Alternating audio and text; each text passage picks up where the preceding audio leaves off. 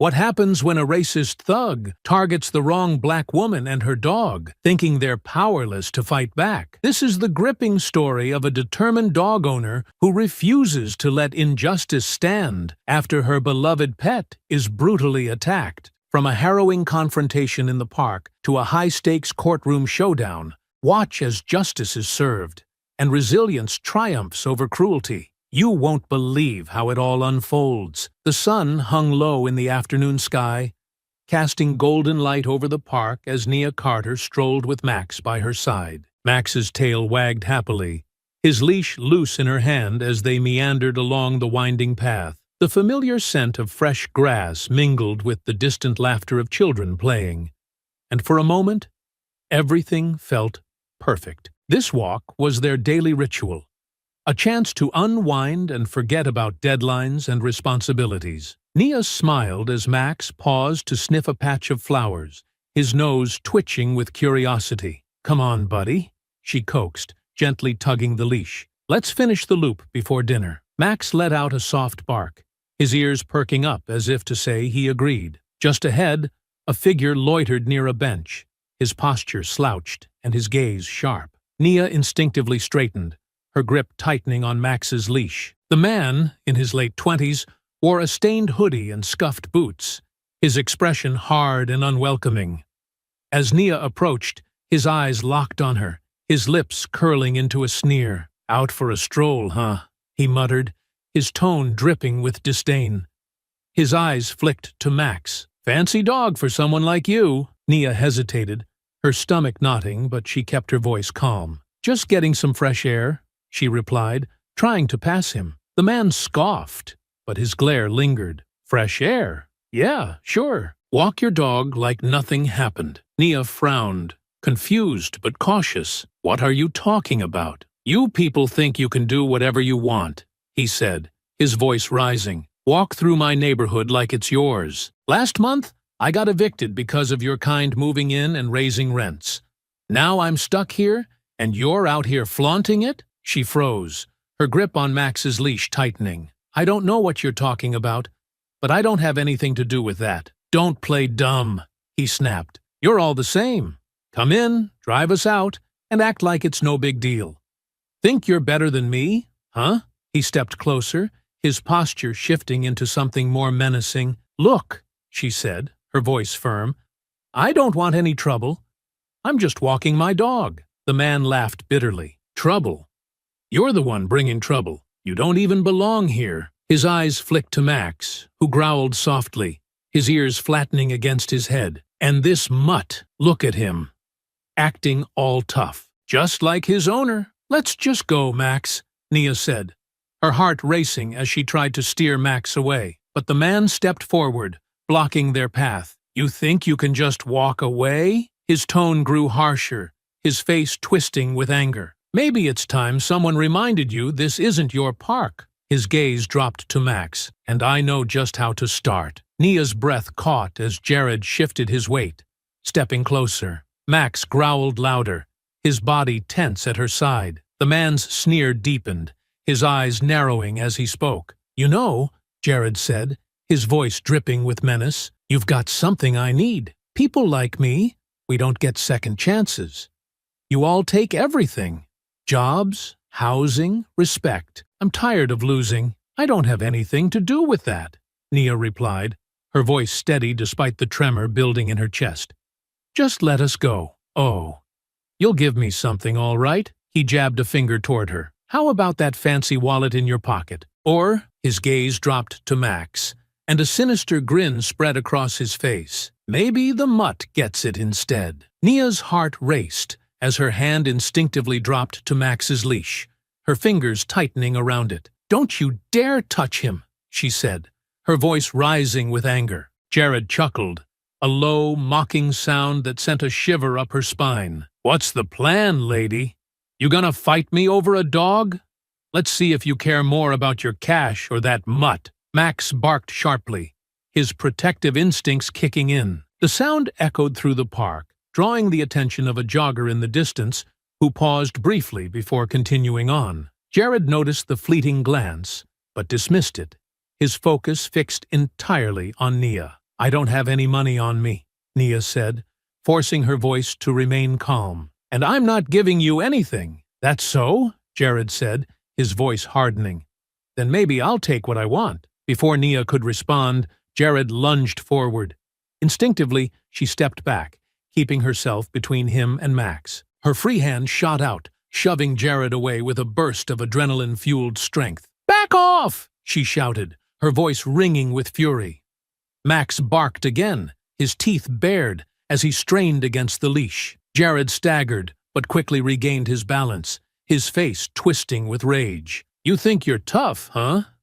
I'll show you what tough looks like." His hand darted toward Max's leash, but Nia yanked it away just in time, adrenaline surging as she turned and bolted down the path. "Come on, Max!" she shouted, her voice breaking with urgency. Max ran at her side, limping slightly, but determined to keep pace. Behind them, Jared's voice bellowed with fury. "You can't outrun me! You hear me? You're not getting away!" His pounding footsteps echoed through the park, closing the distance as Nia and Max raced toward safety. The wind stung Nia's face as she sprinted down the park path, her pulse pounding in her ears. Max kept pace beside her, his gait uneven but determined. Her breath came in short, sharp bursts as her mind raced just as fast. She glanced over her shoulder and saw Jared barreling after them, his face contorted with rage. "You can't run forever!" Jared shouted, his voice cutting through the air like a blade. Nia's hand trembled as she fumbled with her phone, her thumb swiping to unlock it. Come on," she muttered under her breath. She barely slowed her pace, her eyes darting between the path ahead and the phone in her hand. She managed to dial 911, pressing the phone to her ear as she pushed her legs to move faster. The operator's calm voice crackled through the line, a stark contrast to the chaos around her. "This is 911. What's your emergency?" "There's a man chasing me," Nia panted, her words tumbling out in a frantic rush. "He attacked me and my dog. He's trying to hurt us." "Ma'am, are you in a safe location?" the operator asked. "No, I'm running through the park," Nia replied, her voice quaking. "He's right behind me. Please, send someone now. Stay on the line with me." "Can you describe the man?" Nia glanced back again, her heart lurching as she caught sight of Jared closing the distance. His face was flushed with exertion, his teeth bared in a snarl. "White male, late 20s, she gasped. "Hoodie, jeans, brown hair. He's chasing us. Officers are on their way. Keep moving if you can, and try to stay in well-lit areas." Nia's grip on Max's leash tightened as she veered onto a busier path, hoping to find someone, anyone, who might intervene. But the park seemed emptier with each passing second, as if the world had conspired to leave her alone in this nightmare. "Hey!" Jared's voice boomed, louder and closer. "You think the cops will save you? They won't do a damn thing." His taunts sent a fresh jolt of fear through Nia's veins, but she refused to stop. She glanced over her shoulder once more, the sight of his furious expression propelling her forward. "Please hurry," she begged into the phone. "He's getting closer." Her legs burned, her lungs screamed for air, but she didn't dare slow down.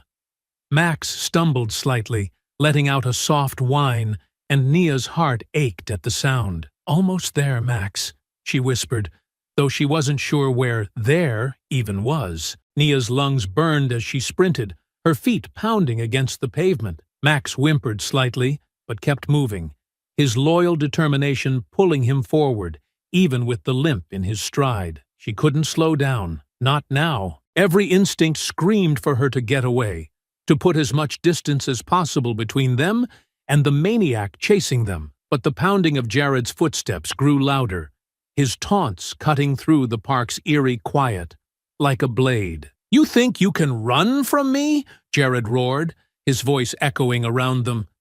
"You can't hide, and no one's coming for you." Nia glanced back, dread rising in her throat. Jared was closing the gap, his face flushed with rage, his strides long and deliberate. Her fingers fumbled for her phone again, the operator's voice still faintly audible in her ear. "Ma'am, stay on the line," the operator instructed calmly.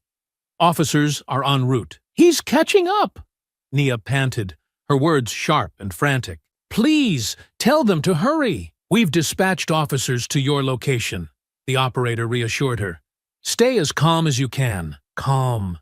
The word felt meaningless as she turned her head to see Jared just a few strides behind. Max let out another strained bark, his limp worsening with every step. Nia's heart twisted at the sight of him struggling. She couldn't let him get hurt again. Jared lunged, and instinct took over. Nia spun around, yanking Max's leash to pull him behind her. She stood her ground, her chest heaving as she faced Jared. The sheer hatred in his eyes sent a chill down her spine, but she didn't move. Max growled low at her side, baring his teeth as he huddled close. You really thought you could outrun me? Jared sneered, stopping just a few feet away. His chest heaved with exertion, but his voice carried the same cruel arrogance as before. Look at you. Pathetic. You should have just handed over the wallet. Now you're making this harder on yourself. I don't have anything for you.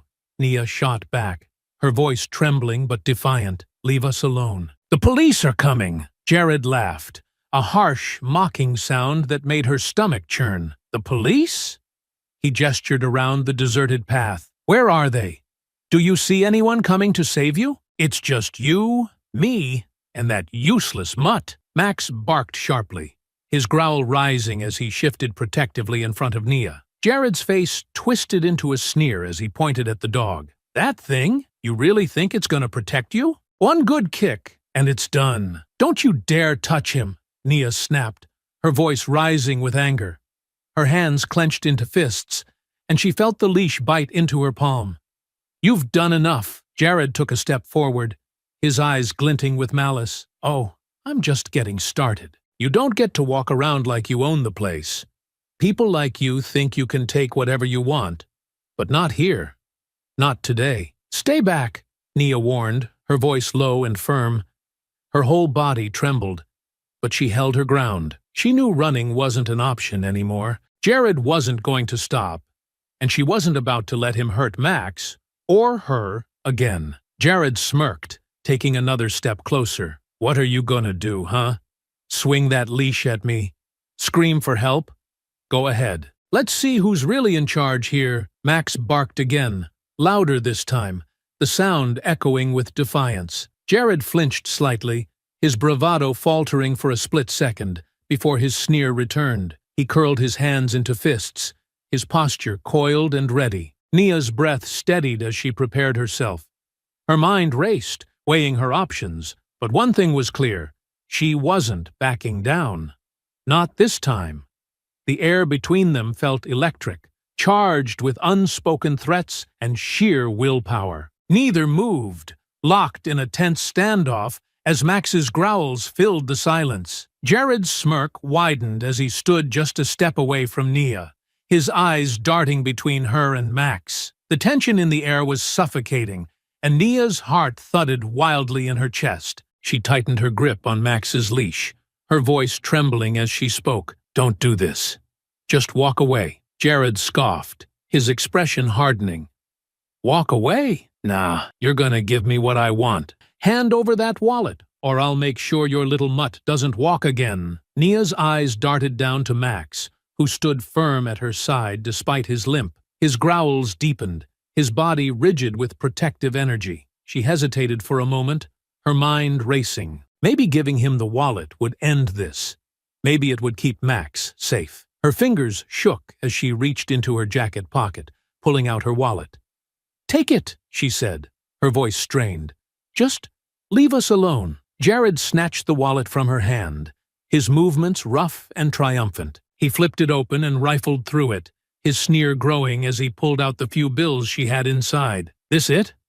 Pathetic. He tossed the empty wallet to the ground and stepped forward again, his eyes dark with malice. Maybe I'll teach you a lesson anyway. That was the moment Max moved. With a sudden lunge, Max leaped at Jared, his teeth flashing as he went for Jared's leg. Jared cursed, stumbling backward as the dog's jaws clamped onto his jeans. Get this stupid dog off me, he yelled, shaking his leg violently to break free. Max, no!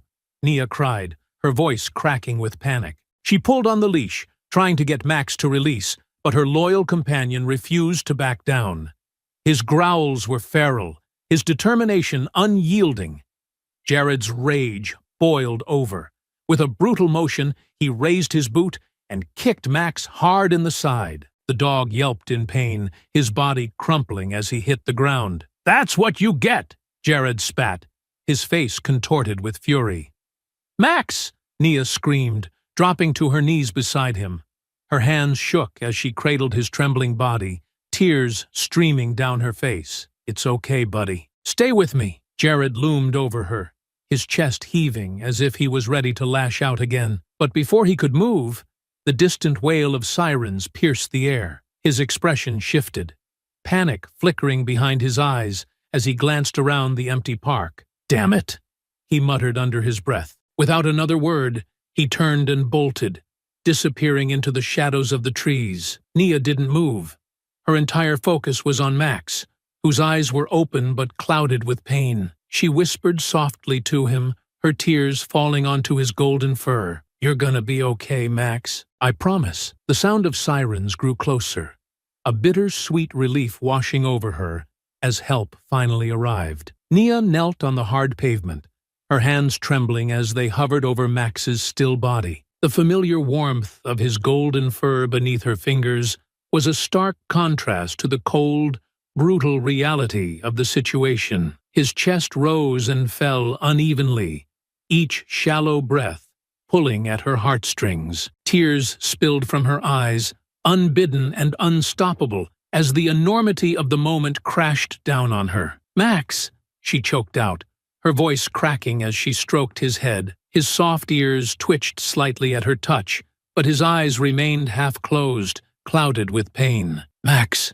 stay with me, please. You're my boy, my brave boy." Her voice trembled with every word as she cupped his face, trying to keep her own panic from spilling over. "You're the strongest dog I know," she whispered, forcing a small, shaky smile despite the tears streaking her face. "Remember when you tore up that chew toy in 2 minutes flat? I had to order the indestructible ones because nothing could hold up to you." Max's ears flicked faintly at her voice, and she clung to that tiny response as though it was a lifeline. "You're not done being strong, okay?" she continued, her voice soft but firm. "You're not leaving me. Not today. We've got too much to do, too many walks to take, too many squirrels to chase." Her phone buzzed in her pocket, and with trembling hands, she fumbled to pull it out. The screen blurred through her tears, but she managed to redial 911. Her breath hitched as the operator picked up, their calm voice a fragile thread of hope in her chaos. 911. "What's your emergency?" "It's my dog," Nia stammered, her voice raw with emotion. "He's been hurt. He needs help." "Please. He's not moving right. I don't know what to do." The operator's voice was steady, a small anchor in the storm. "Officers are arriving now, and animal services are en route. Stay with your dog and keep him calm. Help is on the way." "Thank you," she whispered, barely audible. Her focus returned to Max, her fingers gently tracing the fur along his back. He let out a faint whimper, his body trembling as he tried to shift closer to her. "It's okay," she murmured, pressing her forehead to his. "It's okay, buddy. You just have to hold on a little longer. They're coming to help you, I promise." Her tears soaked into his fur, but she didn't care. She whispered to him, her voice a soothing mantra of love and encouragement. "You're my protector, Max. Remember that? Always looking out for me, even when I don't deserve it. And now, it's my turn. I've got you, and I'm not going to let you go." Max's tail moved faintly, a weak flick against the ground that made her breath catch. "There you are," she said, with a watery smile. "That's my boy. You're so brave." "Braver than me!" The distant wail of sirens grew louder, cutting through the quiet park and signaling help was near. Flashing red and blue lights bathed the scene in an otherworldly glow as a police car pulled onto the path, its tires crunching over the gravel. Relief coursed through her, but it did little to dull the ache in her chest. "See, Max? They're here," she whispered, stroking his fur. "They're going to take care of you. I'm not going to let anything happen to you. Okay?" An officer stepped out of the car, his face a mixture of urgency and concern. Behind him, an animal services van pulled up, its logo bright and stark in the park's dim light. Nia waved them over with one hand while keeping her other firmly on Max, grounding herself in the connection they shared. "We're going to get through this," she said, her voice steadier now, filled with quiet determination. "You and me, just like always." As the officer approached, she looked back at Max, her tears drying as a fierce resolve settled over her. This wasn't the end. Not for Max, not for her, and not for the man who had done this. Justice would come, but for now, her only focus was Max. "Ma'am, are you injured?" the officer asked, his voice calm but urgent. Nia shook her head quickly, her tears still flowing. "Not me. Him, my dog, Max. He's hurt. He's in so much pain." Her voice cracked, and she swallowed hard, trying to steady herself. "A man attacked us. He kicked him. Twice. He could barely keep up, and he didn't stop." The officer crouched down beside her, his expression softening as he glanced at Max. "We'll get him help, I promise," he said, pulling out his radio. "Animal Services is right behind me. They'll be here in a second. You said someone attacked you? Did they hurt you at all?" "No," Nia replied quickly, her voice rising in pitch. "He didn't touch me. But Max, he wouldn't stop kicking him. He was so angry, and She cut herself off, choking on the memory. "He ran when he heard the sirens." The officer nodded, his face tightening as he processed her words. "Did you get a good look at him? Can you describe him?" "Yes," she said, her tone sharpening with determination. "White, mid-20s, brown hair, wearing a hoodie. Gray, I think. Jeans, scuffed boots. Her voice wavered, the anger threatening to crack through her control. "He said he'd hurt Max unless I gave him my wallet. I tried to stop him, but when Max went after him, he kicked him so hard." She buried her face in her hands for a moment, trying to steady her breathing. The officer placed a hand on her shoulder, a brief but grounding gesture. "You did everything you could," he said softly, "and you're here for him now. That matters." A van door slammed nearby, and a vet tech jogged over with a stretcher. Nia immediately moved aside, her hands shaking as she gestured to Max. "Please, help him," she pleaded, her voice breaking again. "He's everything to me." The vet tech knelt beside Max, her movements quick but gentle as she assessed his injuries. "He's a fighter," she said with a small smile, glancing at Nia. "We'll take good care of him." "Thank you," Nia whispered, her hands pressed to her chest as she watched them lift Max carefully onto the stretcher. His tail moved faintly again, and it was enough to bring fresh tears to her eyes. The officer stood as the vet tech carried Max to the van, then turned back to Nia. "We'll put out a description of the suspect and start looking for him right away," he said. "Do you want to file a report now, or do you need some time?" Nia's jaw tightened as she wiped at her tears. "No," she said firmly. "I'll do it now. That man isn't getting away with this." The officer nodded, pulling out a notepad. "All right? Let's start at the beginning. You said he approached you in the park. What exactly did he say?" Nia took a shaky breath, glancing at the van where Max was being secured. "He was angry," she began, her voice steadier now. "He said people like me didn't belong here. He wanted my wallet and threatened to hurt Max if I didn't give it to him. And then he did." Her voice faltered, but the officer kept his gaze steady on her. "You did the right thing calling us.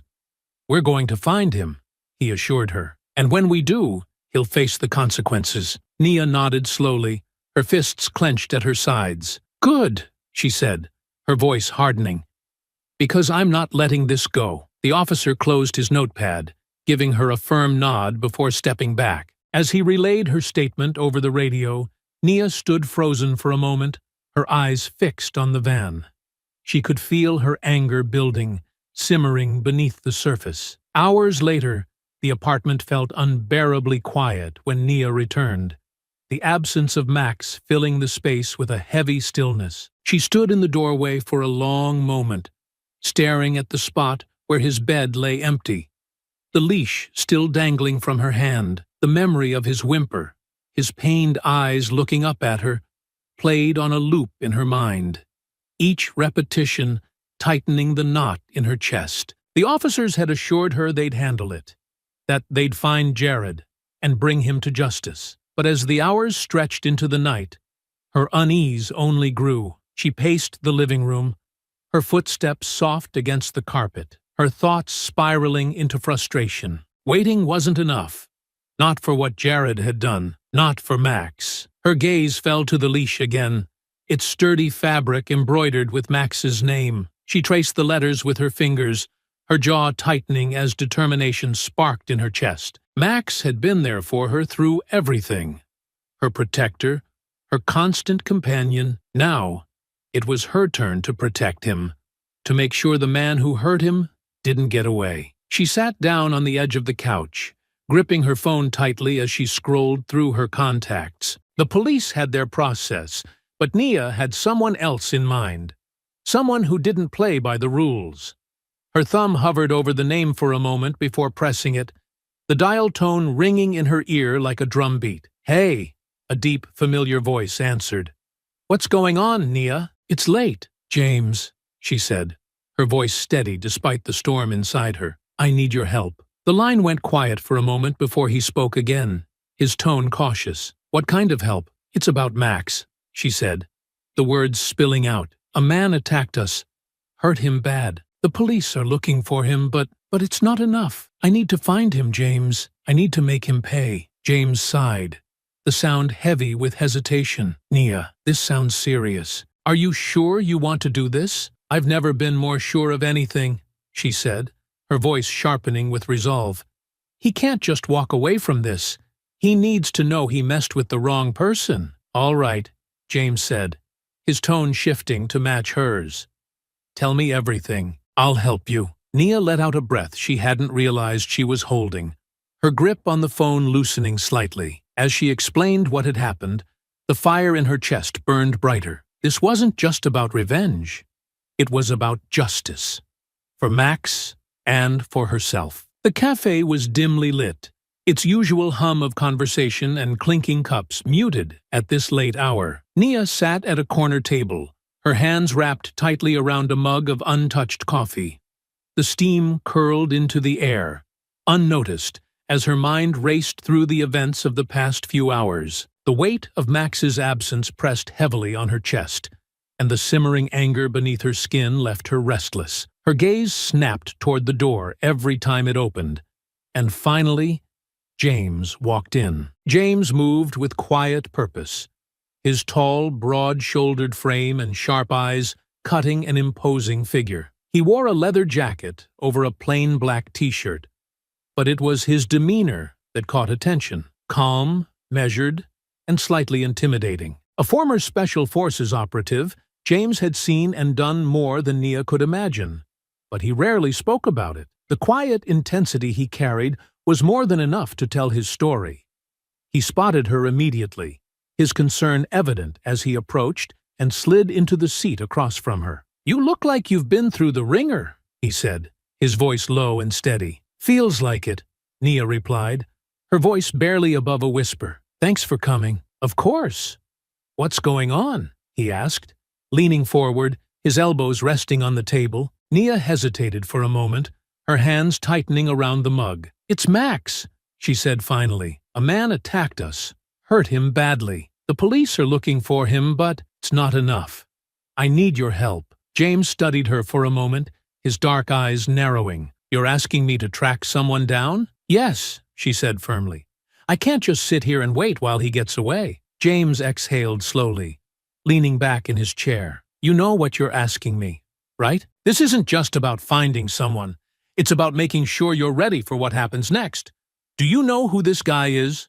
What he's capable of?" "I know enough," Nia replied, her voice sharp. "He's dangerous. He threatened me, hurt Max, and then ran like a coward. He can't get away with this." James nodded, his expression grim. "All right. Tell me everything.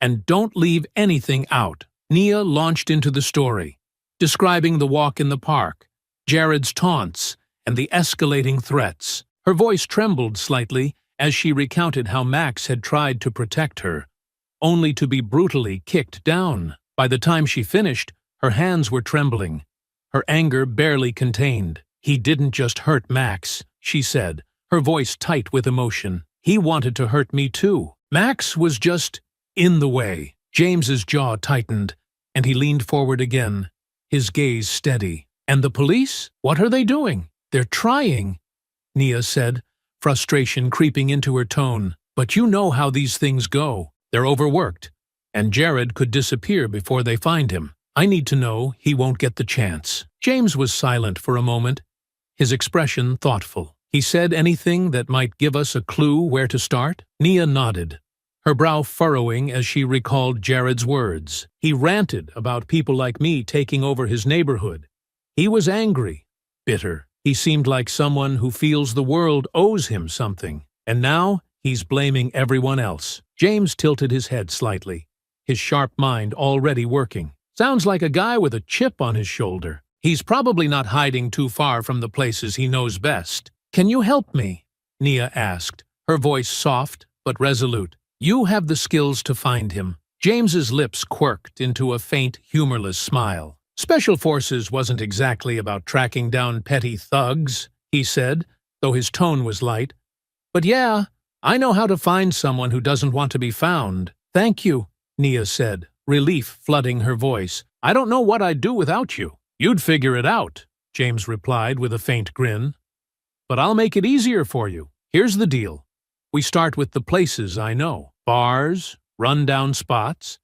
Anywhere someone like him might go to blow off steam. But we have to be smart about this. If he gets wind that you're looking for him, he could skip town." "I'll do whatever it takes," Nia said, her resolve hardening. "He's not walking away from this." James leaned forward, his expression sharpening. "Then let's get started. I'll make some calls tonight and put out feelers. Tomorrow, we start looking. But Nia, if we do this, you need to stay focused. No losing your head. Understood?" "Understood," she said, her jaw tightening. "Let's make him pay." James stood, grabbing his keys. "Then let's go. The sooner we start, the better." As they left the cafe together, Nia felt a renewed sense of purpose. Jared had made a mistake when he hurt Max, and now she had someone in her corner who wouldn't let him slip through the cracks. Justice was coming, and she wouldn't stop until it was done. The city streets were quiet as Nia and James moved through them, the early morning hours cloaking everything in a soft gray haze. James drove with the kind of precise confidence that came from years of training, his hands steady on the wheel as his eyes flicked between the road and the mirrors. Nia sat beside him, her phone in her lap, and a tension in her chest that refused to ease. "So, here's the plan," James said, breaking the silence. His tone was clipped, professional, as though he were back on a mission. "We start with the places I know. Bars, spots where guys like him blow off steam. If he's local, someone will have seen him. We ask questions, subtly, and see who talks." Nia nodded, clutching Max's leash in her hands like a talisman. "And if no one talks?" James glanced at her, his gaze sharp. "Someone always talks. You just have to know how to ask." The car rolled to a stop outside a dingy bar tucked into a shadowy corner of the city. The neon sign above the door flickered weakly, casting uneven light onto the cracked sidewalk. James killed the engine and turned to her. "Stay close. Let me do most of the talking." "Got it," Nia said, her voice firmer than she felt. They stepped out of the car, the cool air biting against Nia's skin. James led the way, his posture relaxed but purposeful. Inside, the bar smelled of stale beer and cigarette smoke, the kind of place where anonymity was the only rule. A few patrons sat hunched over their drinks, and a surly bartender wiped down the counter with slow, deliberate movements. James approached the bar, nodding once at the bartender. "Looking for someone," he said, sliding a $50 bill across the counter. "Mid-20s, brown hair, gray hoodie. Name's Jared. Seen him?" The bartender paused, his eyes flicking to the bill before narrowing at James. What's it to you? James leaned in slightly, his voice low and firm. Just need to talk to him. He caused some trouble for a friend of mine, and I'd rather settle it quietly. The bartender snorted, but pocketed the money. Saw someone like that a couple of nights ago. Loud, drunk, mouthing off about people moving into his neighborhood. Fits your description. Where'd he go? James pressed. Don't know. Said something about crashing with a buddy. Guy named Mike, I think. Lives in the old industrial district. James nodded, straightening. Appreciate it. They left the bar quickly, and as they stepped back into the cold air, Nia turned to him, her brow furrowed. Do you really think this Mike guy will know where he is? It's a lead, James said, unlocking the car. And when you're tracking someone, you follow every lead. As they drove toward the industrial district, Nia felt her anxiety start to morph into determination. The thought of Jared hiding, thinking he was untouchable, only strengthened her resolve. When we find him, she said, her voice quiet but firm, I want to be the one to confront him. James glanced at her, his expression unreadable. You'll get your chance, he said.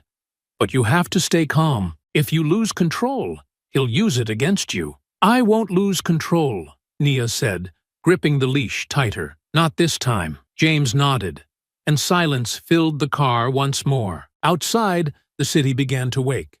But for Nia, the world had narrowed to one singular goal, finding Jared and making sure he answered for what he'd done. The industrial district was a maze of crumbling warehouses and graffiti-streaked walls. The early morning light filtered through gaps in the buildings, casting long shadows across the uneven streets. James parked the car at the edge of the district, his eyes scanning the surroundings with the practiced precision of someone who had trained for situations like this. This is the kind of place where people disappear, James muttered as he stepped out of the car. Stay sharp. Nia followed, her steps measured but purposeful. She clutched Max's leash in her pocket, its familiar texture grounding her as her nerves hummed with anticipation. The thought of Jared hiding in this labyrinth of decay, smug and untouchable, only fueled her determination. James gestured toward a cluster of run-down buildings. If this Mike guy is here, he'll be in one of these spots. We'll split up, circle around, look for signs of movement. But keep your distance. If you see anything, call me immediately. Nia hesitated. Are you sure splitting up is a good idea? James gave her a steady look. I'll be close. This is just faster. Trust me. She nodded reluctantly, and they moved in opposite directions, weaving through the alleys and peering into darkened doorways.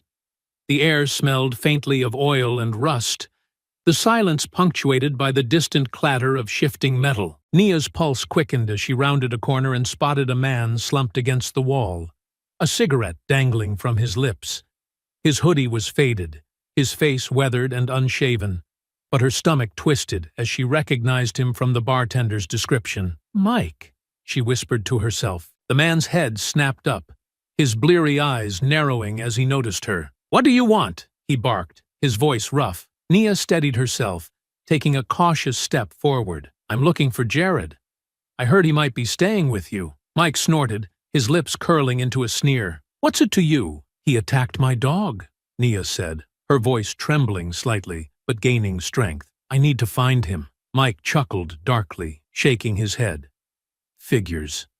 Jared always did have a way of stirring up trouble, but you're wasting your time. He's not here. Then where is he? She pressed, her fists clenching at her sides.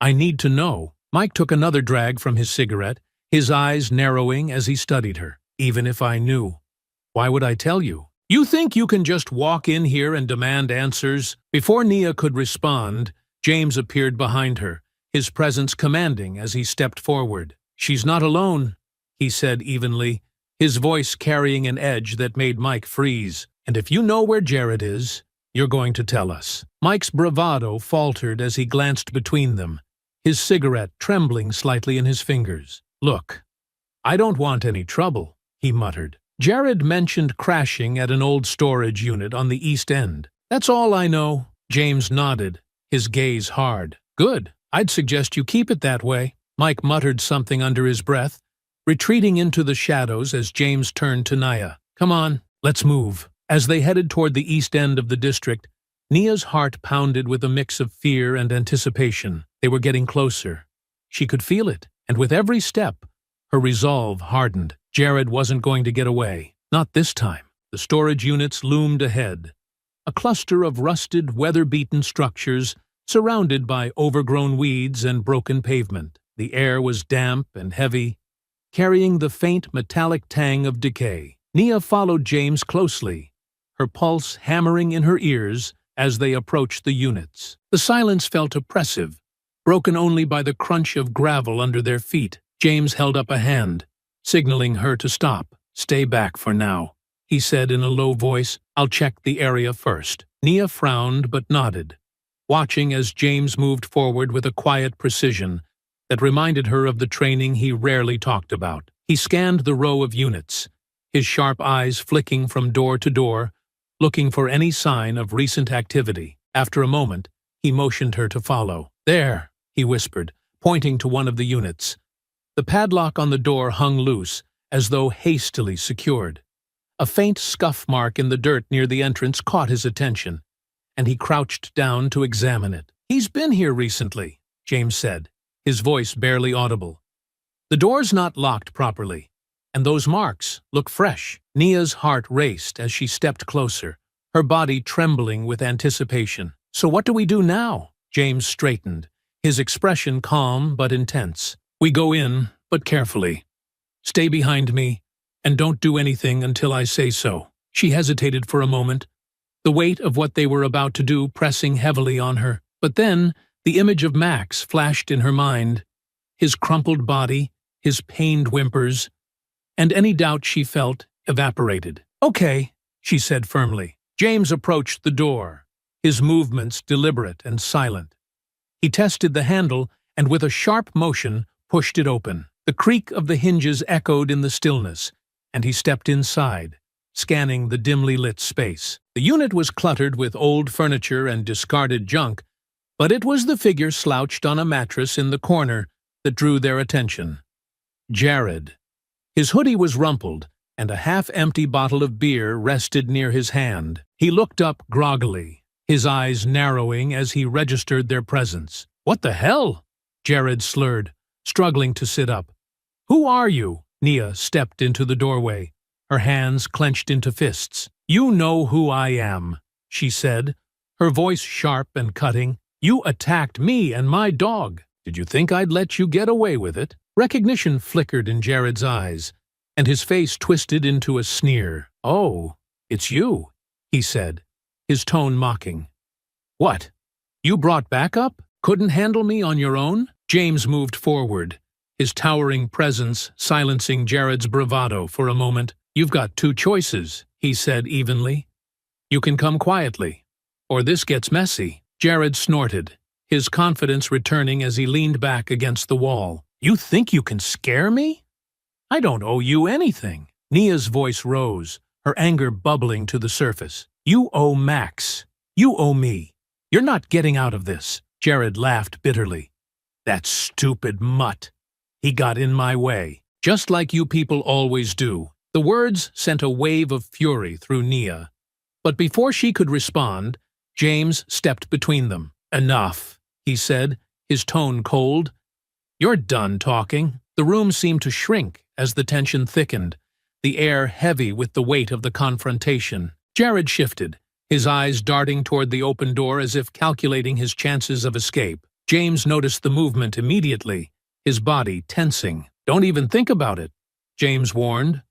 For a moment, Jared froze, his bravado faltering. But then his lips curled into a defiant grin, and he made a sudden move toward the door. James was faster, intercepting him with a swift, practiced motion that sent Jared stumbling back onto the mattress. "Stay down," James growled, his voice a low rumble. Nia stepped forward, her voice shaking with a mix of anger and determination. "You're not running this time, Jared. The police are on their way, and you're going to pay for what you did." The tension in the air snapped as Jared pushed himself off the mattress with sudden force. His movements were clumsy, but fueled by desperation, and his sneer returned as he squared off against James. You think you can come in here and play hero? He spat, his voice laced with venom. Let's see how tough you really are. James didn't flinch. His stance shifted slightly, his body poised with the calm confidence of someone who'd faced far worse. You don't want to do this, he said coldly. Jared lunged forward, swinging wildly. James dodged the first blow easily, sidestepping and grabbing Jared's wrist. He twisted it sharply, forcing a grunt of pain from Jared as he stumbled. "Stay down," James growled, his voice hard and unyielding. But Jared wasn't done. He ripped his arm free with a violent jerk and stumbled back. His eyes darted around the cluttered storage unit, locking on a broken chair leg leaning against the wall. Snatching it up, he brandished it like a weapon, a sneer twisting his bloodied face. "You think you're better than me?" Jared snarled, advancing with the chair leg raised. "You don't know a damn thing about me." "Put it down," James warned, his voice like ice. "You're only making this worse." "Shut up!" Jared roared, swinging the chair leg with all his strength. James deflected the first swing, the wood splintering as it struck a nearby shelf. The second came faster, but James caught it mid-air, wrenching it from Jared's hands and tossing it aside. Nia stood near the doorway, her chest heaving as she watched the chaotic fight unfold. Her knuckles whitened as she clenched her fists, every fiber of her being screaming for her to act. The memory of Max lying helpless on the ground burned in her mind, fueling her anger. Jared swung again with his fists, desperation making him sloppy. James sidestepped, landing a precise blow to Jared's midsection, sending him staggering back. Jared's body slammed into the wall, his lips split and bleeding, but his rage remained unbroken. "You think you've won?" Jared sneered, wiping blood from his mouth. "You're nothing." James started to step forward, but Nia's voice rang out, sharp and furious. "Stop holding back!" Both men turned to her, startled. Without hesitation, Nia stormed forward, her fury bubbling to the surface. Jared straightened, his sneer returning. "What? You want a piece of this too? You have no idea," Nia snapped. She grabbed the broken chair leg James had tossed aside, her grip tightening as she advanced. Her heart pounded, but the thought of Max's pained whimpers gave her all the courage she needed. Jared laughed bitterly, but the sound died in his throat as Nia swung the chair leg with a force that shocked even her. The blunt edge connected with his side, and he let out a choked yell, stumbling to the floor. "You kicked my dog," Nia hissed, her voice trembling with rage. "You threatened me, and you thought you'd get away with it." Jared scrambled backward. But Nia didn't let up. She threw the chair leg aside and grabbed his hoodie, pulling him halfway up before shoving him back down with all her strength. "You don't get to hurt Max and walk away," she spat, her fists shaking. James moved beside her, placing a steadying hand on her shoulder. "Nia, that's enough," he said softly, his voice grounding her. "He's done." The sound of sirens filled the air, growing louder as red and blue lights began to dance across the walls. Nia's chest heaved as she looked down at Jared, his defiant sneer replaced by fear and exhaustion. "You thought you could hurt us," she said, her voice steel-edged. "But you were wrong." James hauled Jared to his feet, locking his arms behind his back. "You're finished," he said, his tone calm but deadly serious. Jared squirmed, but the fight had left him. As the police stormed into the storage unit, Nia stepped back, her hands shaking but her resolve unbroken. Justice was here, and she had played her part. The wail of sirens grew deafening as the police cars screeched to a halt outside the storage unit. Flashing red and blue lights bathed the walls in an eerie glow, illuminating the tense scene within. Nia took a step back, her chest heaving as she tried to steady her breathing. James still held Jared firmly, pinning his arms behind his back as the man struggled weakly. Two officers burst into the unit, their hands on their holsters. Their sharp eyes took in the disarray, the broken chair leg, the toppled furniture, and Jared's bloodied face. One of the officers stepped forward, his gaze locking on James. "Drop him. Hands where I can see them." James nodded calmly and released Jared, raising his hands in a non-threatening gesture. "He's the one you're looking for," James said evenly, gesturing toward Jared. "Jared Owens. He assaulted her," he motioned to Nia, "and her dog." Jared stumbled forward, holding his ribs with one hand, his expression a mix of fury and fear. "They attacked me!" he shouted hoarsely, trying to straighten. "This is a setup. I didn't do anything." The officer raised an eyebrow, unimpressed. "You want to save it for the station? Or should I start listing the charges right now?" Nia stepped forward, her voice steady despite the fire burning in her chest. "He kicked my dog, twice. He threatened me, stole from me, and ran when the police showed up. He deserves everything coming to him." The officer nodded at her, his tone softening. "We'll take your statement, ma'am. You did the right thing calling us." The second officer approached Jared, pulling handcuffs from his belt. Jared's bravado cracked as the metal cuffs clicked around his wrists. "You're making a mistake," he spat, his voice rising. "This isn't over." The officer tightened the cuffs and patted Jared down before hauling him toward the door. "It is over," he said flatly. "You're under arrest for assault, theft, and animal cruelty. Anything you say can and will be used against you in a court of law." As Jared was dragged outside, his protests faded into the hum of activity around them. Another officer approached Nia, holding a small notepad. "Ma'am, we'll need you to come to the station and provide a full statement. Can you do that?" "Yes," Nia said firmly, wiping her hands on her jeans. Her voice was steady now, a reflection of the resolve she felt. "I want to make sure he doesn't hurt anyone else." James stepped beside her, his hand resting lightly on her shoulder. "We'll go together," he said. "You're not doing this alone," the officer nodded. "Good. We'll also need the medical records for your dog to complete the report. Animal Services will coordinate with us." Nia's throat tightened at the mention of Max, but she nodded quickly. "I'll get everything you need." As they stepped outside, the weight of the night seemed to settle over her. The storage unit felt a world away now, and the sight of Jared being pushed into the back of a squad car brought a flicker of satisfaction. He glared at her through the window, but she met his gaze with steel in her eyes. She wasn't afraid of him anymore. As the police cars pulled away, James turned to her. "You did it, Nia. He's in custody. This is just the beginning," she said, her voice resolute. "He needs to face real consequences. For Max, and for everyone he's hurt." James nodded. "Then we'll see it through.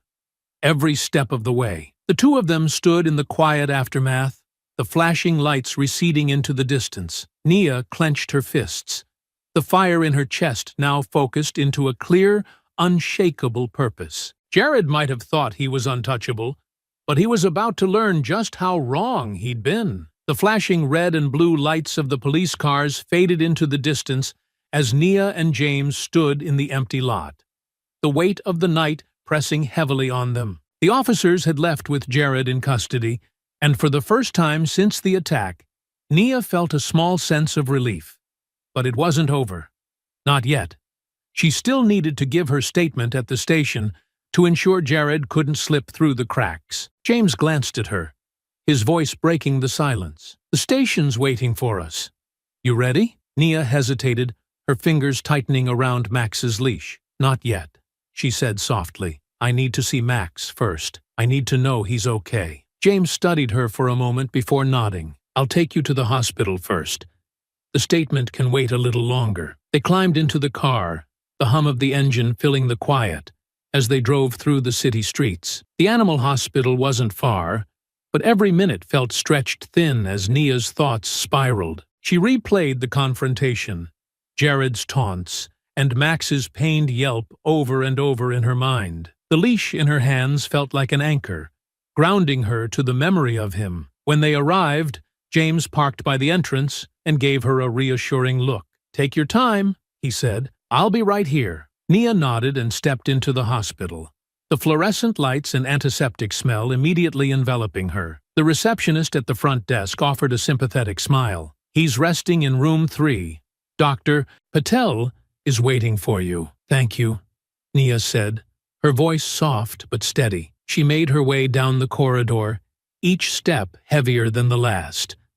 The weight of the evening pressed down on her, but as she reached the door to room 3, she inhaled deeply, steeling herself. When she pushed open the door, her breath caught. Max lay on a soft bed in the corner, his side wrapped in clean white bandages. His golden fur was duller than usual, and he looked smaller somehow, but his tail wagged weakly the moment he saw her. "Max," Nia whispered, tears springing to her eyes as she hurried to his side. She knelt beside him, running her fingers gently through his fur. "Hey, buddy, I'm here." Max let out a soft whine, his head nudging against her hand. The connection they shared was immediate, and for a moment, the world outside faded away. Nia felt the tension in her chest release slightly as she leaned down, pressing her forehead to his. "You're so strong," she murmured. "You've always been my brave boy, Doctor." Patel entered the room quietly,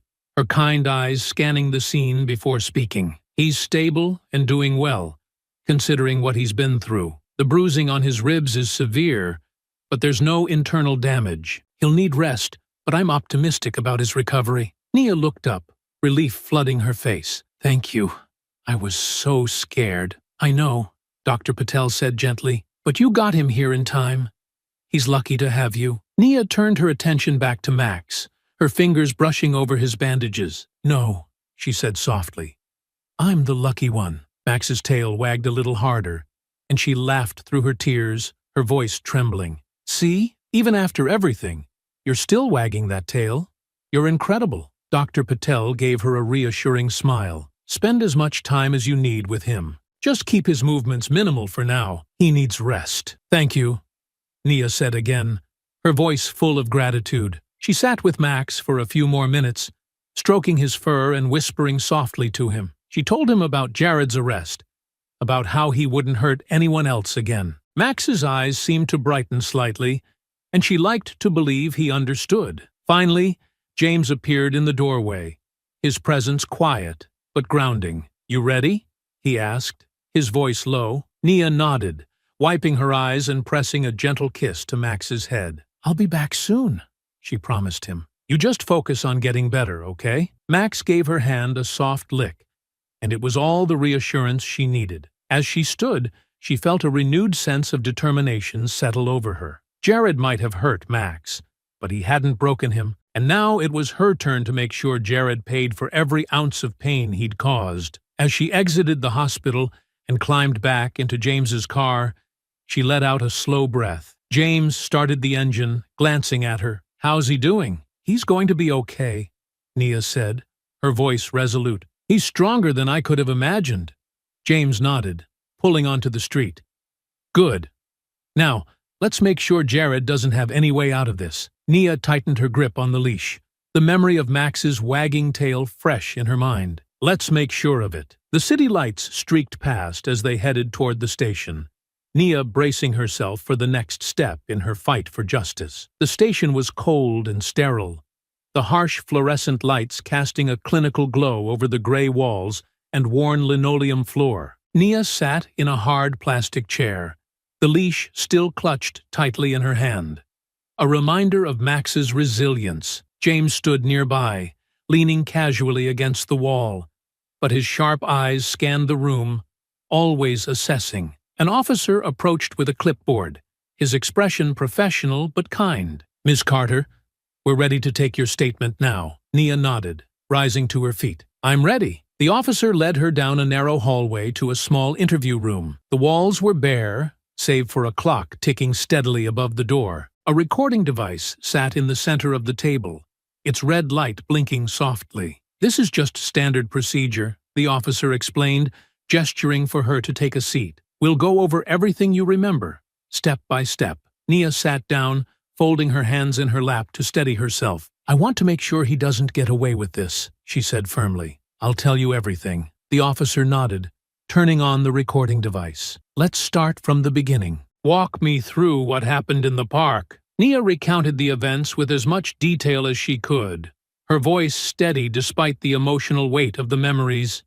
She described Jared's taunts, the way he'd cornered her and threatened Max, her hands clenched into fists as she spoke of Max's bravery, how he had tried to protect her, only to be brutally kicked down. The officer listened intently, occasionally jotting notes on the clipboard. When the police arrived at the storage unit, the officer prompted, "Can you describe what happened there?" Nia took a deep breath. "James and I confronted Jared. He tried to fight back, but we stopped him. He said things, hateful things, even after everything he'd done. He didn't show any remorse. When you arrived, he was still trying to act like he'd done nothing wrong." The officer's pen paused for a moment, his gaze lifting to meet hers. "And you're willing to testify to all of this in court?" "Yes," Nia said without hesitation. "I'll do whatever it takes to make sure he's held accountable." The officer nodded, his expression softening slightly. "You're doing the right thing, Ms. Carter. We have enough to charge him with assault, theft, and animal cruelty. The evidence you've provided, along with your testimony, will make a strong case." Nia's shoulders relaxed slightly, though the weight of the ordeal still hung heavy. "How long until it goes to trial?" she asked. "That depends," the officer admitted. "The wheels of justice can turn slowly.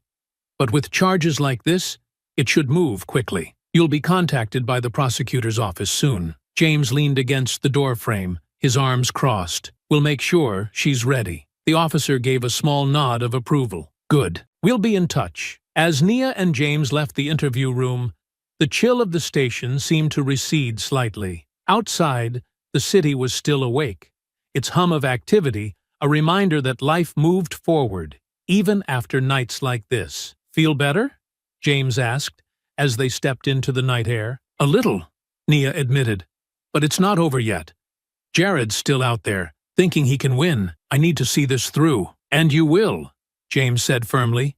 "We'll make sure of it." Nia looked at the leash in her hand, her resolve hardening. "For Max," she said softly. "For us." As they climbed into the car and drove away, Nia felt a flicker of hope. The fight wasn't over, but she wasn't alone. Jared would face justice, and she would be there every step of the way. The days following Jared's arrest passed in a blur of paperwork, phone calls, and meetings. Nia sat in the prosecutor's office, her hands clasped tightly in her lap, as she listened to Ellen Morris, the sharp-eyed assistant district attorney assigned to the case. Ellen was in her late 30s, with a calm yet commanding presence that put Nia at ease despite the daunting task ahead. "This is a strong case," Ellen began, sliding a folder across the desk toward Nia. "We have your testimony, the police reports, and the veterinary records for Max. Combined, they paint a clear picture of Jared Owens's actions and his intent." Nia opened the folder,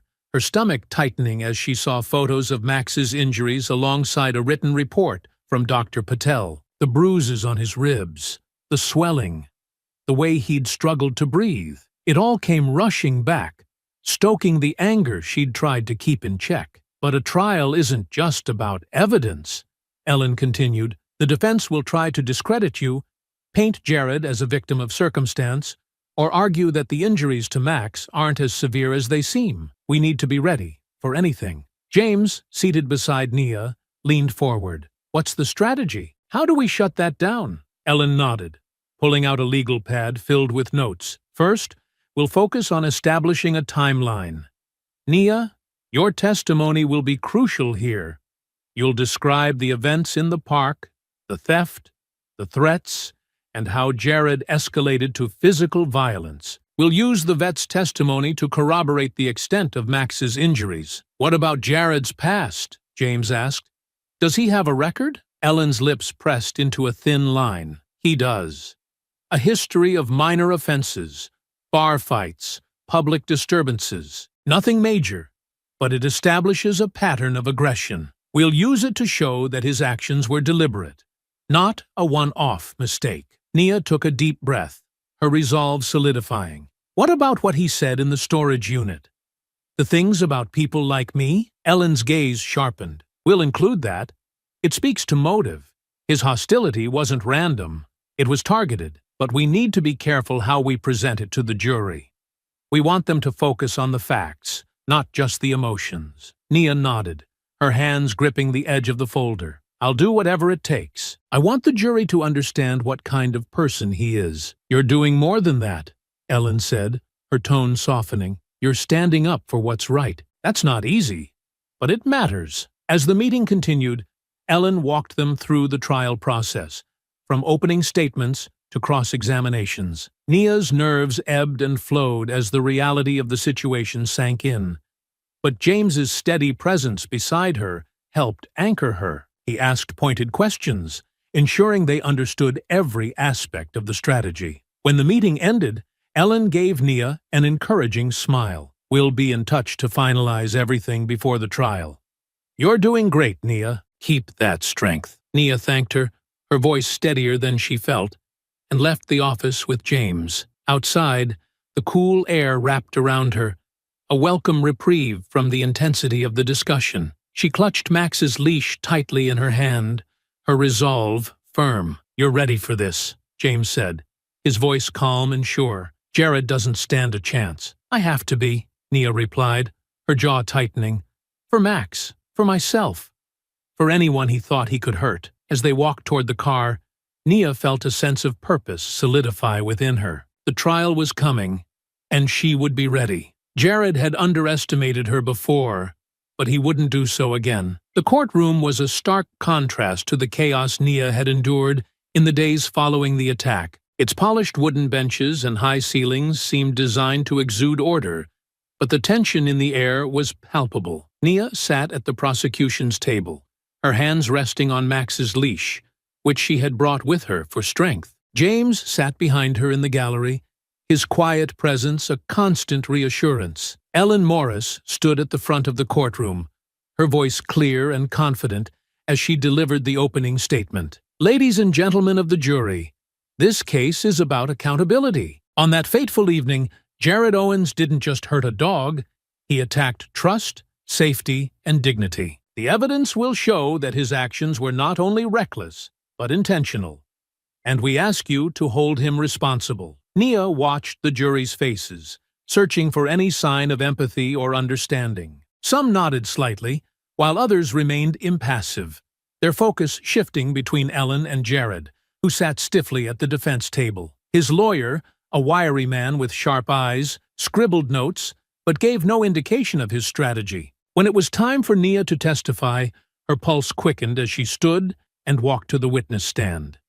She took the oath, her hand trembling slightly as she raised it. Settling into the chair, she glanced at Ellen, who gave her a small nod of encouragement. "Ms. Carter," Ellen began, her tone warm but professional, "can you tell the court what happened on the evening of the incident?" Nia recounted the events in vivid detail, her voice steady despite the flood of emotions. She described the peaceful walk with Max, Jared's taunts, the escalating threats, and the moment he had attacked her dog. Her voice faltered briefly when she spoke of Max's yelp. The sound etched into her memory, but she pressed on. "Why didn't you just walk away?" Ellen asked gently. "I tried," Nia replied, her gaze unwavering, "but he blocked my path. He wasn't just threatening me, he was trying to humiliate me, to make me feel like I didn't belong. And when Max tried to protect me, Jared took his anger out on him." Ellen stepped closer. "And how has this affected you and Max since that day?" Nia took a deep breath. "Max is healing. But it's been hard. He's always been my protector, my best friend. Seeing him hurt like that, knowing someone could be so cruel, it's something I'll never forget. I'm here today because I want to make sure Jared Owens doesn't do this to anyone else." Ellen nodded, her expression one of quiet respect. "Thank you, Ms. Carter." As Ellen returned to her seat, Jared's lawyer rose, adjusting his tie as he approached the stand. "Ms. Carter," he began smoothly, "you seem very emotional about this incident. Isn't it possible that you overreacted, misinterpreted Mr. Owens's intentions?" Nia's jaw tightened, but she held her composure. "No. He made his intentions very clear. He threatened me, and he hurt Max. There was nothing to misinterpret." The lawyer smirked slightly, as though he had expected her answer. "You claim he threatened you, but did he ever physically harm you? Isn't it true that you and your companion escalated the situation by pursuing him later?" James shifted slightly in his seat, but Nia didn't waver. "We didn't escalate anything," she said firmly. "We stood up to him, because he thought he could get away with what he did, and I wasn't going to let that happen." The lawyer raised an eyebrow but didn't press further. "No further questions, Your Honor." As Nia stepped down from the stand, her legs trembled slightly, but her resolve remained unbroken. She returned to her seat, her eyes meeting James's in the gallery. He gave her a small nod, and she felt a flicker of strength return. The trial was far from over, but she had told her truth. Now, it was up to the court to decide. The defense wasted no time presenting their case. Jared's attorney, Mr. Finch, exuded a practiced confidence as he stepped in front of the jury. His crisp suit and smooth tone contrasted sharply with the simmering tension in the room. "Ladies and gentlemen," Finch began, gesturing toward Jared, who sat stiffly at the defense table, "this case is not as straightforward as the prosecution would have you believe. My client, Mr. Owens, has been painted as a monster, but I urge you to look beyond the surface. Ask yourselves, was this truly a deliberate act of cruelty, or a misunderstanding that spiraled out of control?" Nia clenched her fists beneath the table, her nails biting into her palms. Finch's words were slick and manipulative, but she kept her gaze steady, refusing to show any reaction. The defense called their first witness, a former co-worker of Jared's, a man in his late 30s with a nervous demeanor. He spoke haltingly, claiming Jared had always been a little rough around the edges, but wasn't a bad guy. "Jared's had a tough life," the man said, shifting in his seat. "Lost his job, his home. Sometimes he gets angry, but who wouldn't?" "Thank you," Finch said, offering the man a kind smile. "No further questions." Ellen's cross-examination was swift. "You say Mr. Owens gets angry.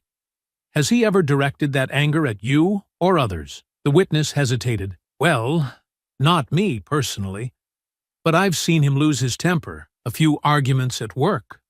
Nothing serious." "And did these arguments ever escalate to physical violence?" Ellen pressed. The man faltered, his gaze darting to Jared. "I guess there were a couple of times he got physical. But that's not the same as what you're saying happened here." Ellen nodded, her voice calm but firm. "Thank you for clarifying." Next, Finch called Jared to the stand. He walked with an air of defiance, though the bruises from his fight with James were still faintly visible. Sitting stiffly, he avoided Nia's gaze as he answered Finch's questions. "Mr. Owens," Finch began, "can you tell the court what happened that evening from your perspective?" Jared leaned into the microphone, his voice feigning calm. "I was walking through the park, minding my business. She," he jabbed a finger in Nia's direction, "came out of nowhere, yelling at me. Her dog started barking and growling, and I panicked. I didn't mean to hurt the dog, but it was aggressive." Finch nodded sympathetically. "So, you felt threatened?" "Yeah," Jared said, his voice growing louder. "That dog was coming at me. I just reacted." Nia's anger flared, but Ellen placed a calming hand on her arm. "Let him dig his own hole," she whispered. "Did you steal anything from Ms. Carter?" Finch continued. "No," Jared said firmly. "I don't even know what she's talking about. She made that up to make me look bad." Finch smiled. "No further questions." Ellen rose, her movements deliberate as she approached the stand. "Mr. Owens," she began, her voice cool, "you claim you felt threatened by Max. Did you report this supposed aggressive dog to anyone? Animal control? The police?" Jared shifted in his seat, his confidence wavering. "No, but—" "And you said you didn't steal from Ms. Carter," Ellen interrupted. "Then why did she describe you running off with her wallet?" "That didn't happen," Jared snapped. "She's lying."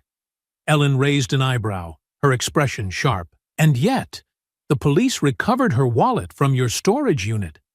Care to explain how it got there?" Jared's mouth opened and closed, his face reddening. I don't know. Maybe she planted it." A murmur rippled through the courtroom, and the judge's gavel rapped sharply. "Order!" Ellen stepped closer, her voice cutting. "So, according to you, Ms. Carter is a liar, her dog is aggressive, and the police evidence is fabricated? Convenient." Jared glared at her, but said nothing. Ellen turned to the jury, her expression calm but pointed. "No further questions, Your Honor." As Jared returned to his seat, his earlier bravado cracked and exposed. Nia felt a flicker of satisfaction. He was unraveling. But the trial wasn't over yet, and the stakes were too high to celebrate early. The final day of the trial arrived, and the courtroom was electric with tension. Every seat in the gallery was filled, the soft murmur of spectators barely masking the gravity of what was about to happen. Nia sat at the prosecution's table,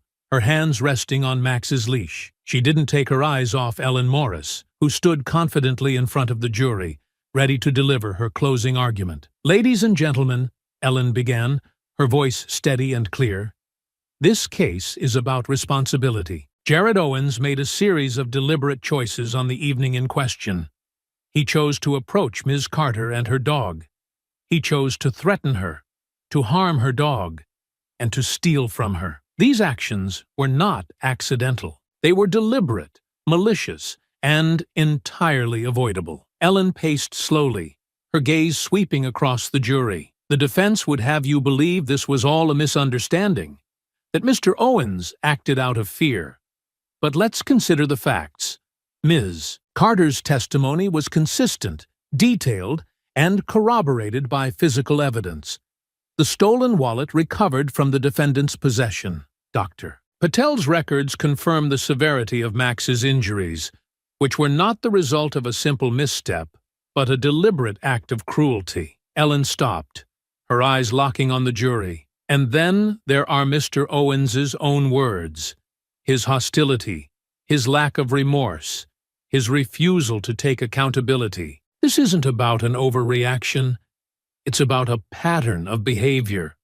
A pattern that led to this violent act." She gestured toward Nia, her voice softening slightly. "Ms. Carter came here not for revenge, but for justice. She has shown courage and resolve in standing up for herself and her dog, ensuring that someone who thinks they can act with impunity is held accountable. We ask you to do the same." Ellen returned to the prosecution's table, her steps measured. "This is your chance to send a message, to show that actions like Mr. Owens's have consequences. I trust you'll do the right thing." The jury's expressions were unreadable, but Nia felt a flicker of hope as Ellen sat down beside her. "You did amazing," Nia whispered. Ellen gave her a small smile. "Now, we wait." Finch stood next, adjusting his tie as he approached the jury. His tone was smooth, almost conversational. "Ladies and gentlemen, we've heard a lot of emotional testimony over the past few days, and while my heart goes out to Ms. Carter and her dog, I urge you to consider the possibility that emotions have clouded this case." He gestured toward Jared, who sat rigidly at the defense table. "Mr. Owens has admitted to making mistakes. He's not perfect, but who among us is? The prosecution wants you to believe he's some kind of monster, but the evidence shows otherwise. There's reasonable doubt here. Doubt about his intent, doubt about the events as described by Ms. Carter, and doubt about whether this was truly a crime or an unfortunate misunderstanding." Finch's closing argument was smooth, but Nia couldn't shake the hollowness of his words.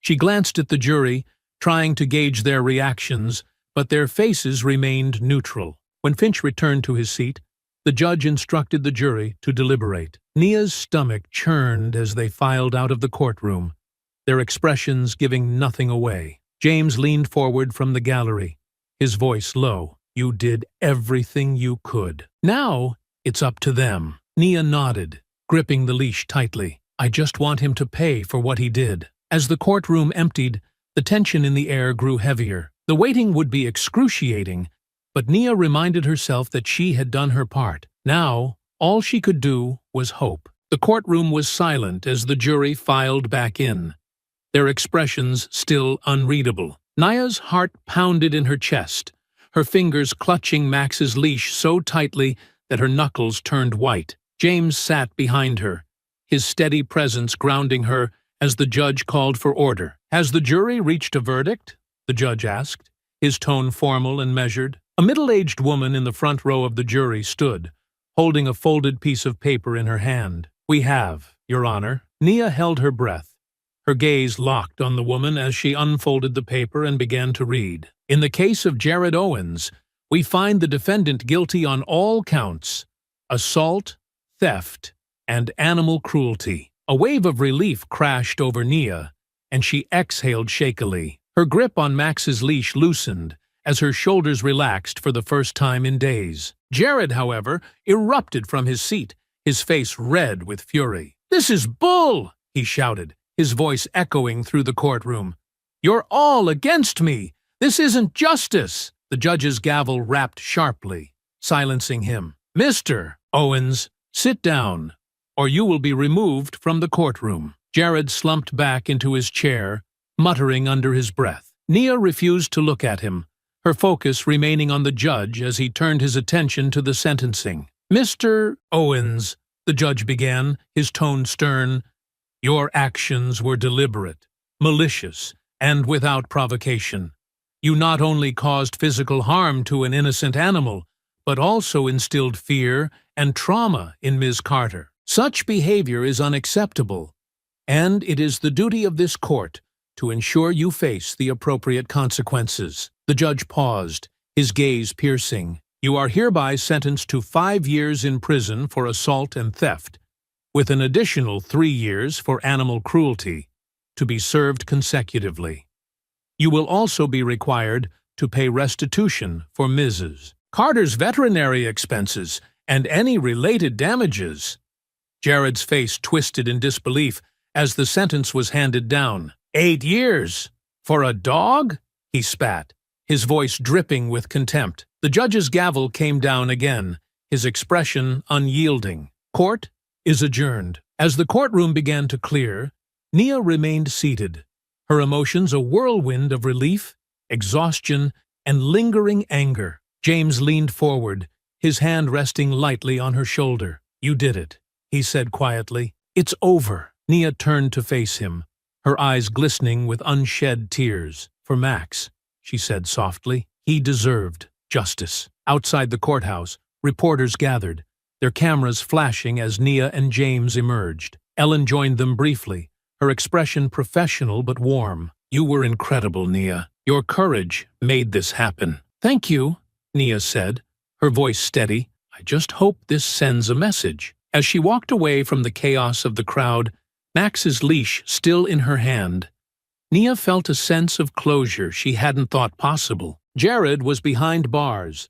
and while it wouldn't undo the harm he had caused, it meant he couldn't hurt anyone else. For the first time in weeks, she allowed herself to breathe deeply. The road to healing would be long, but she knew one thing for certain: she and Max would walk it together. The sun was setting as Nia pulled into the driveway of her quiet suburban home, the warm orange glow casting long shadows across the yard. The passenger seat was occupied by Max, his golden fur shining in the light. He stretched lazily as Nia turned off the engine, his tail thumping against the seat with quiet excitement.